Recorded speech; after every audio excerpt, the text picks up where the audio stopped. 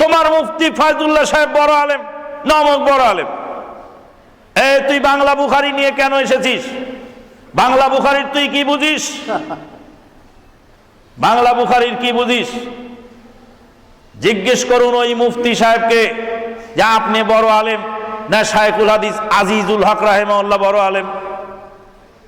শায়খুল হাদিস আজিজুল হক রাহিমাহুল্লাহ বড় আলেম, নিশ্চয়ই বাংলার যে কোনো মুফতি স্বীকার করতে বাধ্য। বাংলার মাটিতে বুখারীর সর্বপ্রথম বঙ্গানুবাদ কে করেছেন? আজিজুল হক রাহিমাহুল্লাহ।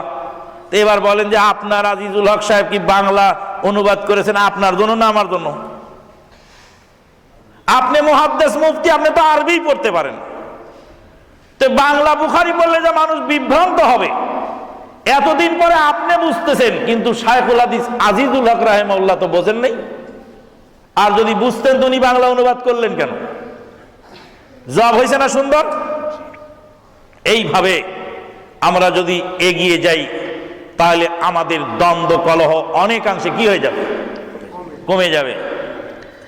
এরপরে আসছে আর একটি আয়াত, আল্লাহ পাক বলছেন ওয়াতাসিমু বিহাবলিল্লাহি জামিয়াও ওয়ালা তাফাররাকু, আল্লাহর রজ্জুকে তোমরা ঐক্যবদ্ধভাবে আঁকড়িয়ে ধরো, খবরদার তোমরা দলাদলিতে বিভক্ত হয়েও না।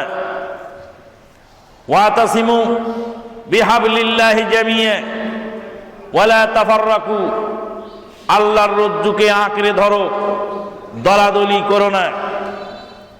আল্লাহর রজ্জুকে আঁকড়ে ধরো, কে বললেন? আল্লাহ বললেন। কাকে বললেন? নবী সাল্লামের উপর আয়াত নাযিল হলো, ওয়াতাসিমু বহু বছর, গোটা মুসলিম উম্মাহকে আল্লাহ নির্দেশ দিলেন তোমরা ঐক্যবদ্ধ হও। গোটা মুসলিম উম্মাহ, তামাম পৃথিবীর সকল মুসলমান, এরা কি এক সংগঠনে আসা সম্ভব? সারা পৃথিবীর মুসলমানদেরকে কি এক সংগঠনে আনা সম্ভব?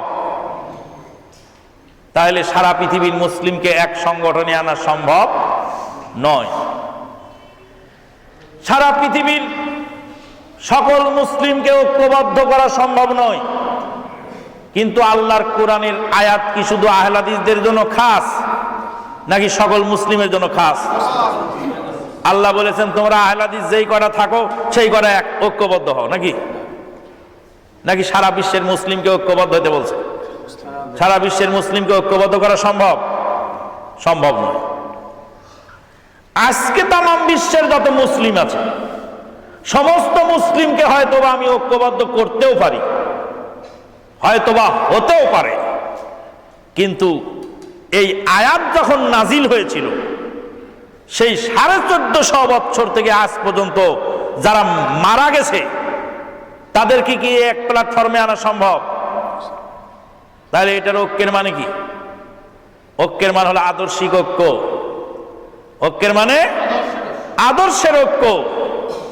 আপনি বাংলার মাটিতে জোরে আমিন বলেছেন, আরেকজন আফ্রিকার মাটিতে জোরে আমিন বলেছে, আরেকজন অস্ট্রেলিয়ার মাটিতে জোরে আমিন বলেছে। তিনজন একই আদর্শ অন্তর্ভুক্ত। এখন আসুন, শাফি মাযহাবের লোকেরা জোরে আমিন বলে। গতানুগতিক অনেক ওয়াজ আছে, আমি ওগুলি বলছি না, আপনি কথাটা ভালো করে একটু বুঝার চেষ্টা করুন। শাফি মাযহাবের লোকেরা জোরে আমিন বলে কিনা? আহলে হাদিসরাও কি বলে? জোরে আমিন বলে। হাম্বলীরাও জোরে আমিন বলে, মালিকিরাও জোরে আমিন বলে। তাহলে আহলে হাদিস আর শাফি মাযহাবের মধ্যে পার্থক্য কি? জোরে আমিন বলার ক্ষেত্রে দুই দলের কি পার্থক্য আছে? দুই দলের জোরে আমিন বলার আমলের কোনো পার্থক্য নাই। এও জোরে আমিন বলেছে, ও জোরে আমিন বলেছে। এখন দুইজনকে জিজ্ঞেস করুন, আহলে হাদিসকে জিজ্ঞেস করুন, ভাই জোরে আমিন বলেন কেন? ও বলছে আমি জোরে আমিন বলি, হাদিস আছে তাই। শাফিঈকে জিজ্ঞেস করেন জোরে আমিন বলেন কেন? আমার ইমাম শাফি বলেছেন তাই, আমার শাফি মাযহাবে আছে তাই। এরও জোরে আমিন আর ওরও জোরে আমিন, কিন্তু আকীদা দুইজনের কোথায়? একজন হাদিস মেনে জোরে আমিন বলে, একজন মাযহাব মেনে জোরে আমিন বলে। আমল দুইজনের এক হইলেও কিন্তু আকীদা দুইজনের এক নয়। তাহলে আল্লাহ রাসূল সাল্লাল্লাহু আলাইহি ওয়াসাল্লামের জামানায় যিনি জোরে আমিন বলতেন, কিয়ামতের আগের দিন যিনি আসবেন তিনি যদি জোরে আমিন বলেন, তাহলে এই দুইজনের আল্লাহ রাসূলের জামানায় যিনি কোরআন হাদিস মানতেন, কিয়ামতের আগ পর্যন্ত যারা কোরআন হাদিস মানবে তাদের মধ্যে আদর্শের ঐক্য প্রতিষ্ঠিত হয়ে গেছে, যদিও কারোর সাথে কারোর দেখা সাক্ষাৎ হোক বা না হোক। এবার আসুন, আহলে হাদিস জামাতের একই গ্রামে 5টা মসজিদ, 5টা মসজিদে জোরে আমিন হচ্ছে, রফুল আদাইন হচ্ছে, রসুলের তরিকায় সালাত আদায় হচ্ছে। 5 মসজিদে 5 জন মুয়াজ্জিন আজান দিচ্ছেন, 5 জন ইমাম ইমামতি করছেন, 5টা কমিটি আছে। 5 মসজিদের মুসল্লি আলাদা, ইমাম আলাদা, মুক্তাদি আলাদা, মুসল্লি আলাদা, কমিটি আলাদা। আপনি কি বলবেন এই গ্রামের লোকেরা 5 দলে বিভক্ত? কেন? আদর্শ এক। এরাও সহিহ হাদিস অনুযায়ী সালাত আদায় করছে, ওরাও সহিহ হাদিস অনুযায়ী সালাত আদায় করছে। কাজে এই সংগঠনগুলি হলো একটা শিক্ষা প্রতিষ্ঠান। সংগঠনগুলি কি? একটা শিক্ষা প্রতিষ্ঠান। আমাদেরকে দেশ বিদেশ থেকে ফোন দেয় সকাল বিকাল। একজন জিজ্ঞেস করে যে আমার বাড়ি শরীয়তপুর, আমি ছেলেকে কোরআন হাদিসের মাদ্রাসায় পড়াতে চাই। আমি বলি আপনি ওই শহীদুল্লাহ খান মাদানির নাজিরা বাজার মাদ্রাসায় ভর্তি করে দিন। আপনার বাড়ি কোথায়? আমার বাড়ি সিলেট। আপনি সিলেটের লোক, 5 রুখি দারুল হাদিস মাদ্রাসায় আপনার ছেলেটাকে ভর্তি করে দিন। আপনার বাড়ি কোথায়? আমার বাড়ি নওগাঁ। আপনি রাজশাহীতে আল মারকাজুল ইসলামিয়া সালাফিতে ভর্তি করে দিন।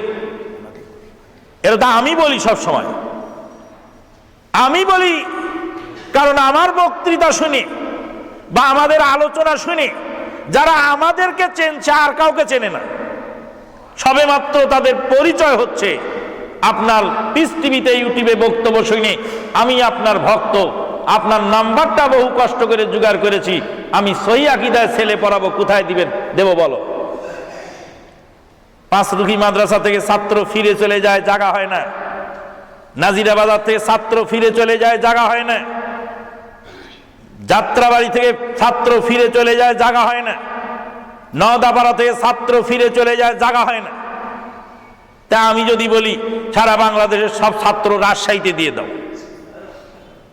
এতটি প্রতিষ্ঠান থাকার পরেই তো জায়গা হয় না। ছেলে নিয়ে ঘুরে কানতে কানতে মানুষ ফিরে চলে যায়। তাহলে প্রতিষ্ঠান তো আরো দরকার নাকি? প্রতিষ্ঠান আরো দরকার না? তো সংগঠন তো আছে আলহামদুলিল্লাহ।